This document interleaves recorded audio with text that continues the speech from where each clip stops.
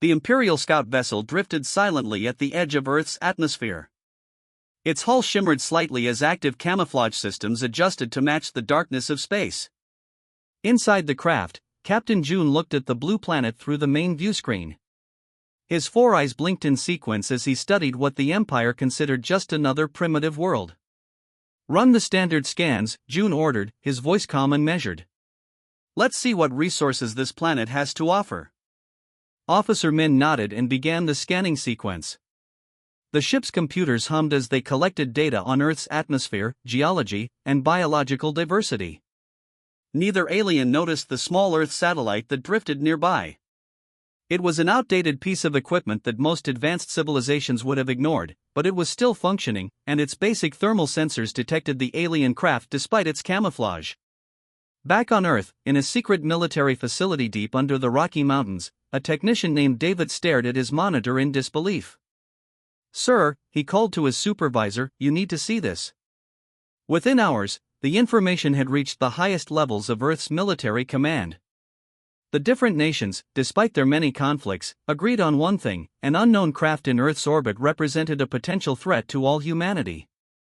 Admiral Park stood in the war room, surrounded by screens showing military leaders from around the world. Her uniform was crisp, her expression determined. "We need to capture that ship," she said simply. "We need to know what we're dealing with." The plan came together quickly. Earth had been developing electromagnetic pulse weapons in secret for decades. They weren't perfect, but they might work against an alien craft that wasn't expecting resistance.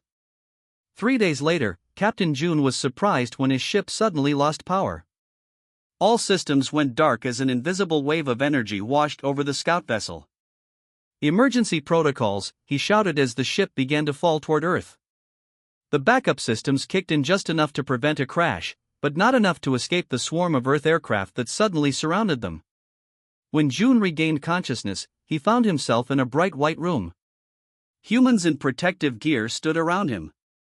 His crew member, Officer Min, was on a table nearby, also restrained.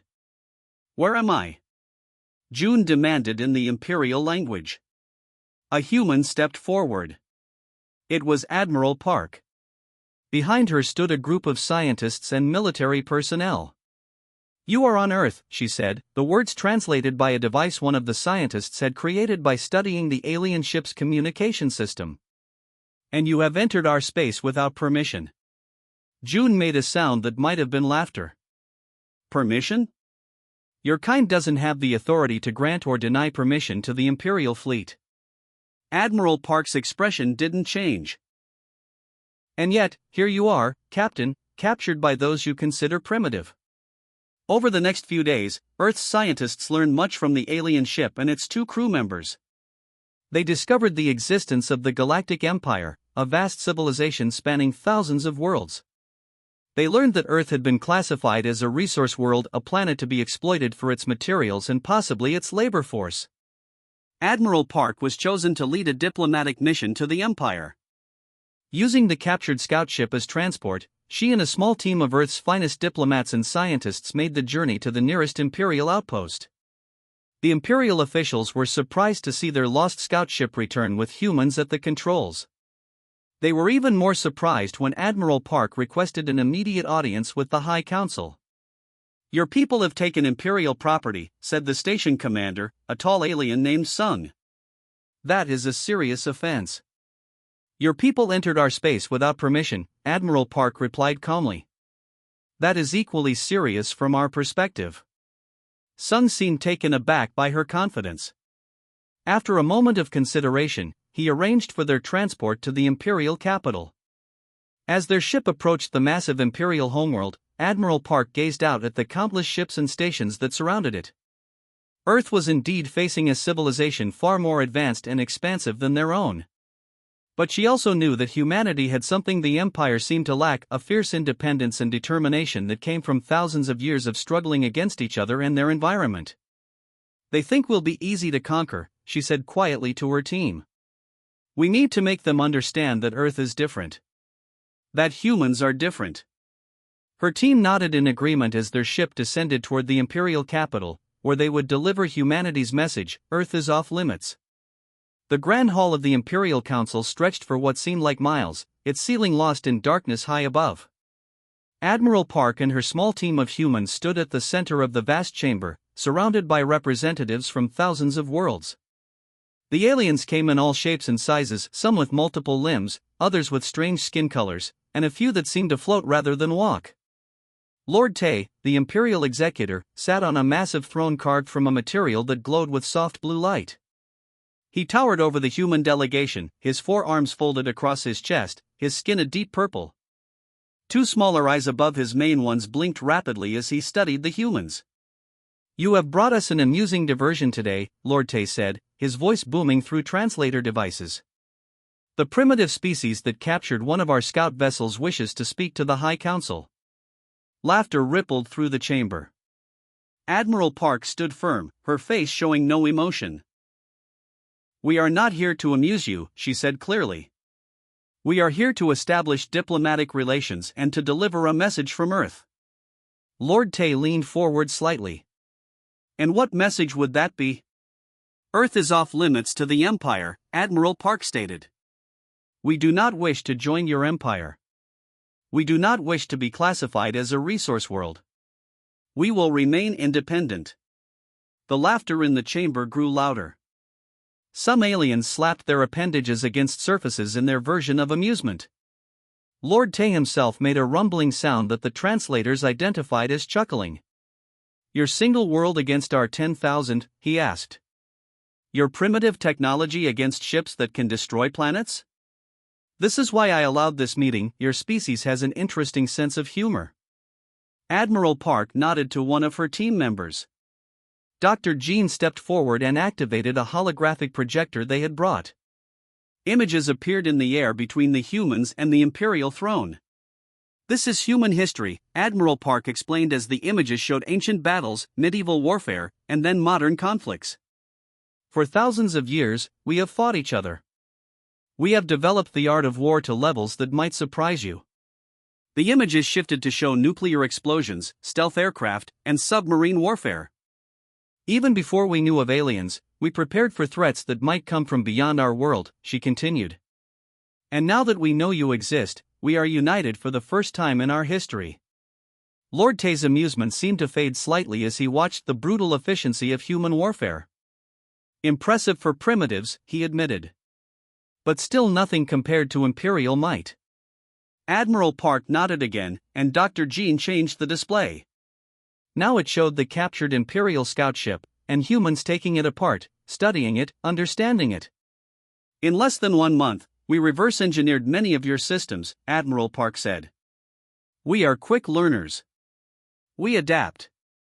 And most importantly, we do not surrender when faced with superior forces." The chamber had grown quieter now. Some council members were leaning forward, watching with new interest. "We do not want war," Admiral Park continued. "We would prefer peaceful relations with the Empire. Trade, cultural exchange, scientific cooperation, these are all possible. But we will not be conquered. We will not be colonized. We will not be exploited." Lord Tay's expression had become hard to read. "And if the Empire decides that your resources are needed?" Admiral Park's voice remained calm but grew colder. "Then you should know what you're facing. Humans don't fight like your other conquered worlds. We don't follow rules of engagement that you understand. We use every advantage, every trick, every dirty tactic. We fight to win, no matter the cost." The hologram changed again, showing guerrilla warfare, resistance movements, and asymmetrical tactics from Earth's history. "Even if you sent your entire fleet, even if you managed to occupy our planet, you would never know peace. Every day would bring new attacks, new sabotage, new losses. And we would learn from each encounter, becoming more effective at killing your forces." A heavy silence fell over the chamber. For the first time, some of the alien representatives seemed uncomfortable. Lord Tay finally broke the silence. "Your warning is noted, human.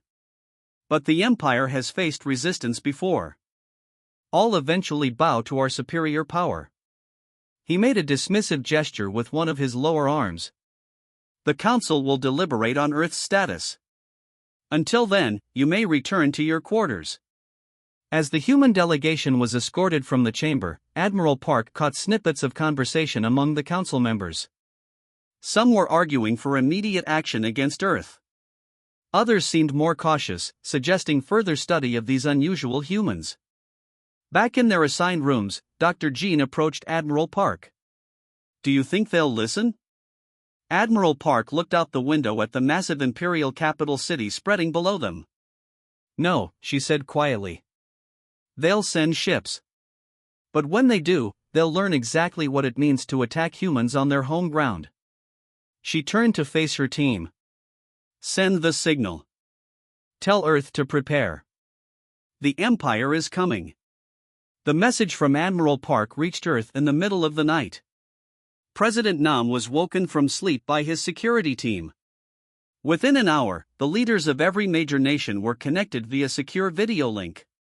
The news was grim but not unexpected. The Galactic Empire had dismissed Earth's warning and was preparing a fleet to pacify the planet. "How long do we have?" asked the Russian president. 3 months at most, replied the Chinese premier, who had been analyzing the data from Earth's new deep space monitoring stations. These stations, hastily built using technology reverse-engineered from the captured scout ship, could detect the energy signatures of Imperial vessels gathering near the edge of the solar system. President Nam nodded solemnly. "Then we have 3 months to prepare for the fight of our lives." The next day, a global broadcast announced the truth to the world. After initial panic, something remarkable happened: humanity united. Old enemies put aside differences. Resources were shared. Military forces combined under a single command structure. In a vast underground facility beneath the Gobi Desert, Dr. Song worked tirelessly with a team of the world's best scientists. They had been studying the alien technology day and night since the scout ship's capture. "The key is adaptation," Dr. Song explained to General Su, who had come to check on their progress. She pointed to a complex diagram on her screen. "The Imperial weapons all operate on predictable energy patterns. If we can create shields that learn these patterns in real time, we can counter them." General Su looked skeptical. "Can such technology be ready in 3 months?" Dr. Song nodded firmly. "It has to be." Across the planet, manufacturing facilities converted to war production.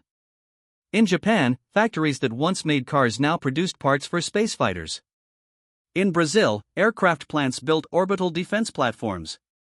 In Egypt, textile mills created special suits for space combat. Deep in the Pacific Ocean, submarines carried special cargo to secret underwater launch sites. These rockets would carry Earth's new orbital defenses into space, hidden from any Imperial scouts that might be watching. At a military base in Kenya, pilots from dozens of nations trained together in simulators designed to mimic Imperial fighter craft. The simulators were based on data from the captured ship, showing how the aliens fought in space. "They rely too much on their technology," said Commander Joe to her international squadron. "They fight the same way every time. They don't adapt." She smiled grimly. "But we will." 2 months into the preparation, a breakthrough came. In her lab, Dr. Song jumped up from her computer, startling her assistant. "It works," she exclaimed, pointing at the test results. The adaptive shield absorbed the energy and learned from it. The second hit was only half as effective, and by the fourth hit, the shield blocked it completely. The news spread quickly through the command structure. For the first time, there was hope that humanity might have a chance against the vastly superior Imperial forces. In orbit around Earth, the first of the defense platforms was being assembled by astronauts and cosmonauts working together.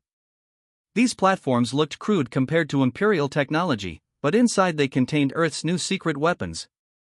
"Platform 1 is online," reported the mission commander to Earth Command. "Weapons systems green, adaptive shields at full capacity." By the end of the 3rd month, Earth had transformed. 20 orbital defense platforms formed a protective ring around the planet. A fleet of 500 fighters, small but agile, waited in hidden bases on the moon. The adaptive shield technology had been installed on key locations around the planet. In the war room beneath Mount Fuji, Earth's unified military command gathered around a large holographic display showing the solar system. A red cluster of dots appeared at the edge, moving toward Earth. "They're here," said General Su quietly. "Imperial fleet detected entering the solar system. Count is 400 capital ships and supporting vessels." President Nam looked at the faces around him. Men and women from every continent, every major nation, united in defense of their home. "Send the message to Admiral Park's team on the Imperial homeworld," he ordered. "And activate our final protocol." Across Earth, people gathered with their families. In homes, in shelters, in open fields under the stars, they waited. Many prayed. Some sang songs of their homelands. Children were held close. In space, the Imperial fleet moved closer, confident in their superior technology and experience. They had crushed hundreds of worlds before. This one would be no different. They had no idea what waited for them. On the main command ship, Earth's defenders watched the approaching fleet on their screens. General Su gave the order that would echo through history. "All units, prepare to engage." For Earth. Grand Marshal Day stood on the bridge of the Imperial flagship Eternal Conquest, his tall frame casting a long shadow across the command deck. Through the massive view screen, he could see the blue-green planet called Earth growing larger as they approached. Around him, Imperial officers monitored screens and prepared battle systems with practiced efficiency. "A beautiful world," remarked his second-in-command, Commander Yun. "Rich in resources and biodiversity. The Empire will benefit greatly from its addition." Day nodded, his four eyes blinking in sequence. "The standard pacification should suffice. Their primitive defenses won't last 5 minutes against our bombardment." The Imperial fleet moved into position, 400 warships forming a precise attack formation around Earth. Day had used this same formation to conquer worlds across 3 galactic sectors. It never failed. "Scanners detect orbital defense platforms," reported an officer. "Primitive construction, minimal threat." Day made a dismissive gesture with one of his upper limbs. "Begin the standard bombardment sequence. Target their orbital platforms first, then military installations." The command was relayed. Massive energy weapons powered up across the fleet, glowing with deadly purpose. The first volley launched, streaks of blue-white energy racing toward Earth's defensive ring. Then something completely unexpected happened. As the Imperial weapon struck the first orbital platform, its shields flared not with the usual blue of Imperial technology, but with a strange, shifting rainbow of colors. The platform remained intact. "What was that?" Day demanded, leaning forward. "Unknown, Grand Marshal," said the weapons officer. "The platform's shields absorbed our attack and changed somehow." "Fire again." Full power. The second volley launched, striking the same platform.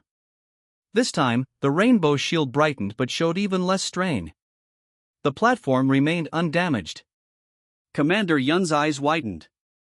"Grand Marshal, we're detecting energy buildup in the human platforms. They appear to be." He never finished his sentence. The platforms fired simultaneously, but not with the crude projectile weapons the Empire had expected. Instead, they fired energy beams almost identical to Imperial weapons, but with slight modifications that allowed them to bypass standard Imperial shields. 5 Imperial ships exploded in brilliant flashes of light. "Impossible," roared Day. "How could they?" "Grand Marshal." "Small craft launching from Earth's moon," shouted another officer. "Hundreds of them." The tactical display showed swarms of tiny ships emerging from hidden bases on the lunar surface. Unlike the rigid, predictable formations the Empire used, these craft moved in seemingly chaotic patterns, making them difficult to target. "Deploy fighters," Day ordered. "Destroy those gnats." Imperial fighters launched, their pilots confident in their superior technology. That confidence was shattered when the Earth fighters engaged them. The humans flew with a reckless abandon that confused the Imperial pilots, who were trained to follow strict combat protocols. Worse, the human ships seemed to be learning from each encounter. Their tactics changed minute by minute, adapting to Imperial responses. Soon, Imperial fighters were falling at an alarming rate. On the bridge of the Eternal Conquest, alarms blared. "Grand Marshal, our systems are being breached," cried the security officer. Some kind of cyber attack. Across the Imperial fleet, ships began experiencing strange malfunctions. Weapons fired at the wrong targets. Shields failed without warning. Some ships even turned their weapons on other Imperial vessels. "This is impossible," Day whispered as he watched his perfect formation dissolve into chaos. "They're primitives." Commander Yun studied a data screen with a look of growing horror. "Sir, I don't think they are. These humans, they've taken our technology and improved it. They've adapted it in ways our scientists never considered." A massive explosion rocked the flagship. The lights flickered, and several stations went dark. "Direct hit to our main reactor," reported an officer. "Shields at 30% and failing." Another explosion, closer this time. Crew members were thrown from their stations. Emergency sirens wailed. Secondary systems hit. "We're losing power across all decks." Day stared at the tactical display in disbelief. A third of his fleet was already destroyed or disabled. The humans were pressing their advantage, focusing on command ships and cutting off the rigid Imperial command structure. In all his centuries of service to the Empire, Day had never faced such a situation. He had never been defeated. He had never even considered the possibility. Another hit rocked the ship. Fires broke out on the bridge. The tactical display showed Earthfighters closing in on the flagship. "Grand Marshal," said Commander Yun, his voice tight with pain from an injury to his lower arm. "We must retreat. We must warn the Empire about these humans." Day closed all four of his eyes briefly, a gesture of profound shame in his culture. Then he gave the order no Imperial commander had given in over 1,000 years. "All ships, disengage. Full retreat. Return to Imperial space." As the battered remains of the Imperial fleet limped away from Earth, Day gazed one last time at the blue planet on the viewscreen. A world that should have been easy to conquer. A primitive species that should have surrendered immediately. "What are these humans?" he wondered aloud. No one on the damaged bridge had an answer. 3 months after the battle, Admiral Park stood once again in the Grand Hall of the Imperial Council. This time, the atmosphere was entirely different. There was no laughter, no mockery. The vast chamber was silent as she walked forward, followed by her team of human diplomats. Lord Tay sat on his throne, but his posture had changed. Gone was the relaxed arrogance. Now he sat straight, all four of his eyes fixed intently on the human delegation. Standing to the right of the throne was Grand Marshal Day, his uniform still bearing the scorch marks from the battle. His defeat had cost him status in the Empire, but his first-hand account of human capabilities had earned him a place at this critical meeting. "Admiral Park of Earth," Lord Tay spoke, his voice solemn. "The Council has reviewed the battle records provided by Grand Marshal Day. We have reassessed our understanding of your species." Admiral Park nodded but said nothing. She had learned that in Imperial culture, silence often commanded more respect than words. Lord Tay continued after a moment. "Never in the recorded history of the Empire has a fleet of such size been defeated by a single world, much less one that only recently discovered interstellar travel." From the ranks of council members, a tall, thin alien with pale blue skin stood.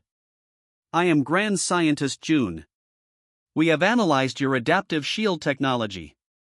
It is remarkable. Your species took our basic principles and evolved them beyond our own understanding." Admiral Park allowed herself a small smile. "Humans are good at adaptation. It's how we survived on our world for so long." Lord Tay made a gesture, and an aide brought forward a document written on a material that resembled golden silk. "The Imperial Council has prepared a treaty. It recognizes Earth and the entire Sol system as sovereign territory, not subject to Imperial rule or exploitation." He paused, seeming to find the next words difficult. "Furthermore, it establishes a 10 light-year exclusion zone around your system.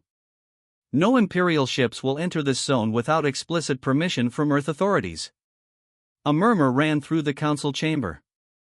Such terms had never been offered to any world in Imperial history.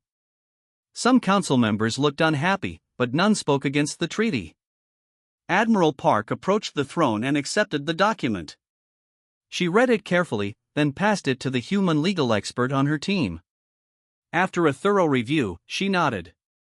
Earth accepts these terms, she said. We have no desire for conflict with the Empire. We seek only to maintain our independence and protect our home. Lord Tay stood, towering over the human. Then let it be recorded in the Imperial archives. Earth is recognized as a sovereign power, equal in diplomatic status to the Empire itself. The ceremony concluded with the formal signing of the treaty. As Admiral Park pressed her thumb to the document, leaving a DNA signature that the Empire would recognize, she couldn't help but think of how far humanity had come in such a short time. Later, as the human delegation prepared to return to Earth, Grand Marshal Day approached Admiral Park in the corridor outside the council chamber. Your fighters, he said quietly, they didn't follow any pattern we could identify. Each one seemed to fight in their own way. Admiral Park nodded. That's because they did. We don't train our pilots to follow rigid protocols. We train them to think for themselves, to adapt to changing situations. Day's 4 eyes blinked in sequence, a sign of deep thought in his species. And your cyber attacks? How did you penetrate our security so easily? We have people on Earth we call hackers. They enjoy finding ways into systems they're not supposed to access. It's almost a game for them. When we showed them Imperial computer systems, they were enthusiastic about the challenge. Day made a sound that might have been a laugh. Your species is dangerous, Admiral Park. The Empire was fortunate that you only wanted to be left alone. Some on the council wanted to send a larger fleet to destroy Earth completely, but I advised against it. Why? Asked Admiral Park, genuinely curious. Because I saw how you fought.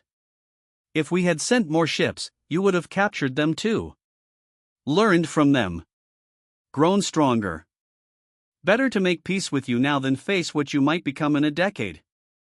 As the human ship departed the Imperial capital, news of the treaty spread quickly through the galaxy.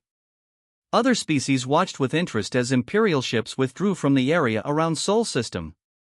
The massive Imperial database was updated with a new entry for Earth, marked with a rare designation, restricted, approach with caution. Back on Earth, humanity celebrated not just their survival but their new status in the galaxy. Already, plans were underway for exploration beyond the solar system. Scientists worked to improve the technologies they had developed during the crisis. Nations that had united against a common threat remained allies in peace. In a quiet ceremony at the newly established Earth Space Academy, President Nam unveiled a plaque bearing the words that had become Earth's unofficial motto in galactic affairs: Earth is OFF limits. Admiral Park, standing among the honored guests, smiled as she looked up at the stars. Humanity had earned its place among them, not through conquest, but by standing firm against those who would conquer them.